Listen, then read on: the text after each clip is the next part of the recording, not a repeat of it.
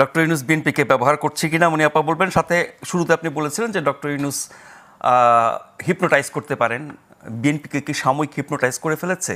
তো এই যে আপনার সম্মোহিত হয়েছেন, সেই সম্মোহন কেটে গেলে তখন বুঝবেন যে কাজটা কি ঠিক হলো না ভুল হলো। দেখেন, একটা কথা সমাজে প্রচলিত যে নাচালে নাচতে হয়, যে নাচায় না সে কিন্তু ডাবল কষ্ট করে। এক নিজে নাচার সঙ্গে সঙ্গে নাচতে হয়, আরেকটা নাচের প্ল্যান করতে হয়। তো যাকে নাচাচ্ছে সে কিন্তু সিঙ্গেল প্ল্যান, শুধু নাচে।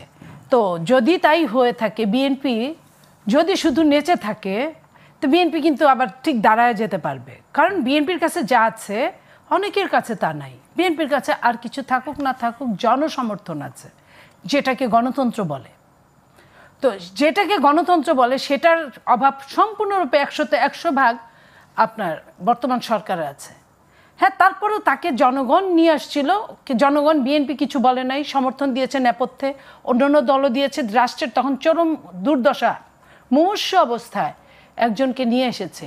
তাকে মনে করা হয়েছিল যে সে বিশ্বকে যেমন হিপনোটাইজ করতে পারে, হয়তো দেশটাকেও পারবে, মানে পজিটিভলি। কিন্তু আমরা পজিটিভলি দেখিনি, কারণ রাষ্ট্র প্রতিটা ক্ষেত্রে, এই মুহূর্তের খবর, প্রতিটা ক্ষেত্রে ব্যর্থ।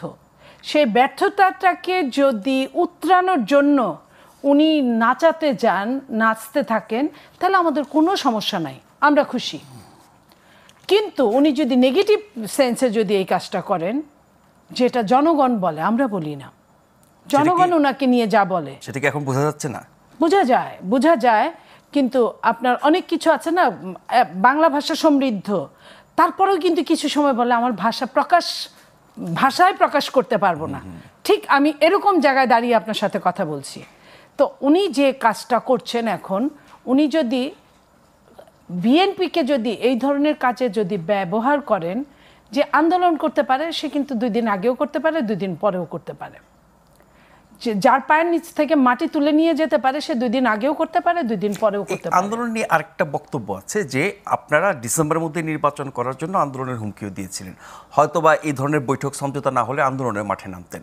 তাতে করে যে পরিস্থিতি তৈরি হতো, তার মধ্য দিয়ে এই সরকারের মেয়াদ আরও বেড়ে যেত ভিন্ন বাস্তবতায়। সেই আশঙ্কার জন্যই আপনারা চান নাই যে আন্দোলন করে পরিস্থিতি। আমরা এখনো ওই আশঙ্কার জন্য, যেমন এটাও ঠিক যে আমরা চাই না যে এই সমস্যাগুলো হোক, কারণ এই সদ্য এত বছরের আন্দোলন গেছে, আমরা চাইনি। কিন্তু এখনো কিন্তু অনেকগুলো সমস্যা আছে। এই যে যখন ধরেন ওনার দল নামে খ্যাত এনসিপি, জামাত ওনার ঘাড়ে উঠে, জামাত আই ক্যান চ্যালেঞ্জ জামাত এবং অন্যান্য জামাতের সমমনা যে সুবিধা ভোগ করছে বাংলাদেশে, তারা ক্ষমতায় আসলে অতটা সুবিধা নিতে পারবে না, ডাকাতি করা ছাড়া। তারা কেন নির্বাচন চাইবে? তো তাদের সবচেয়ে ক্ষতি হচ্ছে।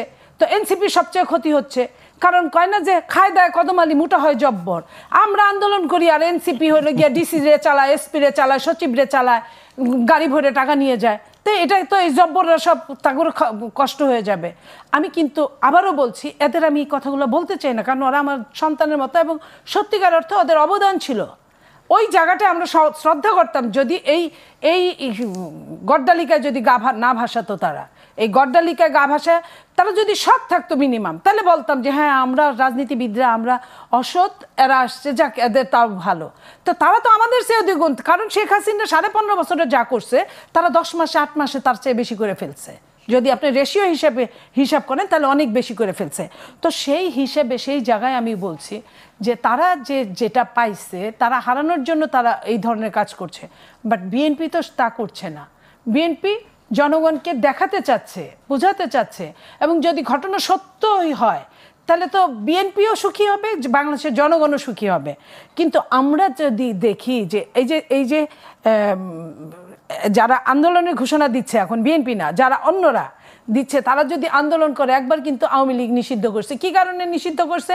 আওয়ামী লীগ যে কারণে নিষিদ্ধ করছে, নিষিদ্ধের কারণ কিন্তু বাংলাদেশে আপনার রাষ্ট্রপতি কিন্তু মহামান্য চলে আসছে সাবেক, কিন্তু আওয়ামী লীগ কিন্তু এখন আবার বিদেশ যায়। আমরা শুনছি কি আওয়ামী লীগ নিষিদ্ধ না, স্থগিত।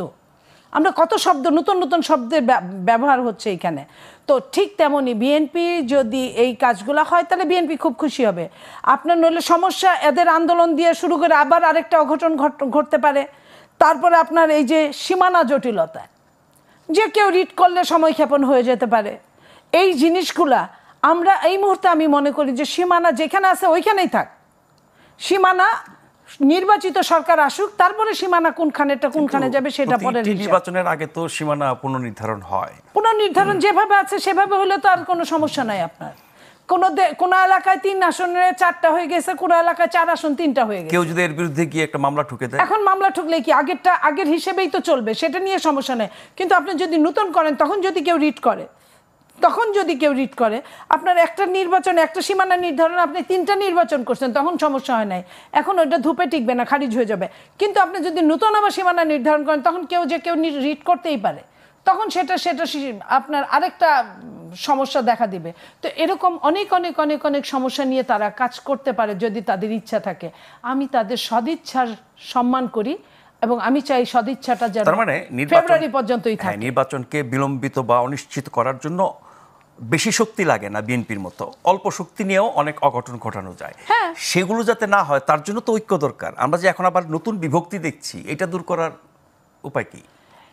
যে বিভক্তি দেখছেন, যদি বিএনপি এবং বিএনপি সমমনা দলগুলো একখানে থাকে, এই বিভক্তি সরকার যদি নিউট্রাল থাকে, এখন সরকার যদি 144 ধারা লঙ্ঘন নিজেই করে যদি মঞ্চ বানানোর সুযোগ দেয় সেটা অন্য হিসাব। সরকার তো এখন আপনাদের সরকার যদি আপনার একটা কথার উপর ডিপেন্ড করে এত কিছু বলা যায় না, বুঝছেন?